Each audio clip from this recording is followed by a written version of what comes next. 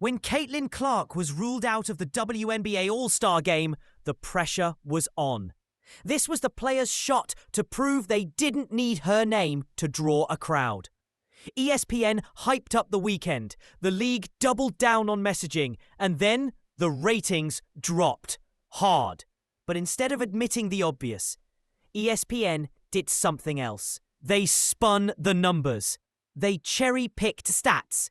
And in doing so, they triggered the one thing they were trying to avoid. The Caitlin Clark effect becoming even more obvious. The headlines were everywhere. Historic viewership, second most watched ever, up 158% from 2023. Sounds impressive, right? But here's the trick. ESPN compared this year's All-Star Game to 2023, not 2024. Even though Caitlin Clark played last year and pulled in 3.4 million viewers, this year, just 2.2 million. That's a 36% drop. A full 1.2 million fewer people tuned in. Gone. But instead of admitting that, ESPN celebrated the 2.2 million number like it was a win. Technically, yes, it's the second highest rated WNBA All-Star Game ever. But why stop the comparison there? Simple. Because comparing to last year makes it look like what it is. A massive loss. It isn't a one-off slip. It's a pattern. Earlier this year, ESPN hyped the 2025 WNBA draft as having a 119% viewership increase, but compared it to 2023. Not 2024. Why skip 2024? Because that was Caitlin Clark's draft year, the one that drew 2.45 million viewers. And if they had made an honest comparison, viewership was actually down 49%. During March Madness, ESPN pulled the same move. For early rounds, they compared to 2023 when Caitlin played. Seemed fair. But when they reached the Final Four and national title game, where Caitlin's numbers were massive, suddenly no comparisons at all. They just said third highest ever. No mention that 2023 and 2024, the two higher years, also featured Caitlin Clark. When her numbers can't be beaten, they're erased. When they can, she's suddenly relevant again. This isn't oversight, it's strategy. And fans, they see it. It's not just ESPN doing this. The WNBA and some of its top players have gone out of their way to avoid giving Caitlin credit. When she won Time Magazine's Athlete of the Year, the backlash came instantly. Not because she didn't deserve it, but because others felt everyone deserved it. There were actual suggestions to put the entire WNBA on the cover with her. As if that makes any sense. Imagine Tom Brady winning MVP and the NFL demanding every quarterback share the photo. When Breanna Stewart or Aja Wilson get magazine features, no one asks for a group shot. But with Caitlin, suddenly inclusion matters. Even her coach couldn't congratulate her without immediately shifting the spotlight back to other players. The league is walking on eggshells around her success, like praising her is somehow taking away from others. And that silence, it speaks volumes. It doesn't stop with Caitlin. Now, even her fans are under attack. The media paints them as toxic, racist, or new fans who don't get it.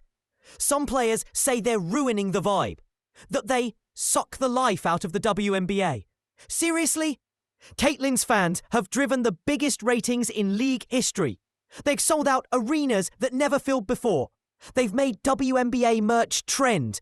And now they're the problem? The Phoenix Mercury even posted a not-so-subtle message implying Indianapolis, the home of Caitlin Clark, wasn't safe for players. This has become bizarre. And when Caitlin didn't draft Angel Reese to her All-Star team, the backlash was immediate. Never mind team balance or chemistry. Some media claimed she had a responsibility to manage her fans through that pick. That's not how sports work. That's how politics works. And it's poisoning the conversation. Here's the truth. When Caitlin Clark doesn't play, ticket prices drop by 50% or more. Viewership falls off a cliff. Interest fades.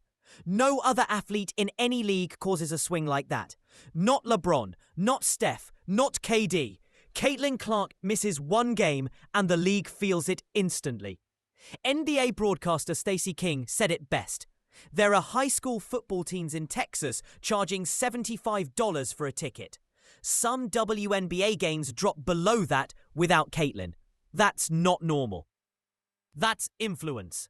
And ignoring that doesn't make it go away. So when Caitlin was ruled out of the All-Star Game, the players had a golden opportunity. This was their chance to prove they could carry the spotlight on their own. They walked onto the court wearing protest shirts that read, "Pay us what you owe us." It was bold. It was loud. And then they played the worst All-Star Game in recent memory. The game was slow, sloppy, and uninspired. Fans noticed, critics noticed, and to top it off, Kelsey Plum took a jab at Team Clark, claiming 0 of them showed up to a protest meeting earlier that morning. She said it on stage in Caitlin's home market. Instead of uniting, she took a shot. Even Caitlin's presence on the bench wasn't enough to smooth things over. And instead of celebrating the moment, the focus turned bitter. The message landed flat because the moment wasn't earned. And that moment, it backfired badly. Instead of praising Indiana for hosting a massive event, instead of acknowledging the packed arena, players took aim at the one person responsible for the attention. Even when it was called a joke, fans weren't laughing. Stacey King wasn't either. He called it petty, said the league was hurting itself. And he's right. This wasn't about equality. It was about insecurity. Caitlin Clark has done more to grow the WNBA in 6 months than decades of effort. That doesn't diminish the rest of the league. It amplifies it. But they'd rather spin than support. And fans? They notice. Let's get real. If Caitlin Clark had played in the All-Star Game, ratings wouldn't have stopped at 2.2 million. They would have soared past 4 million. We know this because her regular season games against top teams have already hit 2.7 million, 2.2 million and 1.7. That means this year's 2.2 million could have doubled with Caitlin on the court. This wasn't just a 36% drop. It was a 50% loss in potential. And yet, it was still the second highest rated All-Star Game ever. Let that sink in. Even on the bench, Caitlin Clark breaks records. So why hide it? Why compare to 2023 instead of the year that actually matters? Why gaslight fans, attack the ones paying attention, and pretend Caitlin Clark isn't the engine of growth? Just say it. This league is growing because of Caitlin Clark. Because of the millions of fans she brought with her. Because she turned casual viewers into diehards. And instead of resenting it, embrace it. Thank the fans. Support the growth. Let the moment be bigger than ego or pride. Because Caitlin Clark didn't kill the culture. She gave it a future. And as long as the league keeps pretending otherwise, she'll remain the only player that fans actually care about. If you're still here, drop a GOAT in the comments, because that's what you are. Thanks for watching, and don't forget to like and subscribe for more Caitlin Clark and WNBA truth bombs.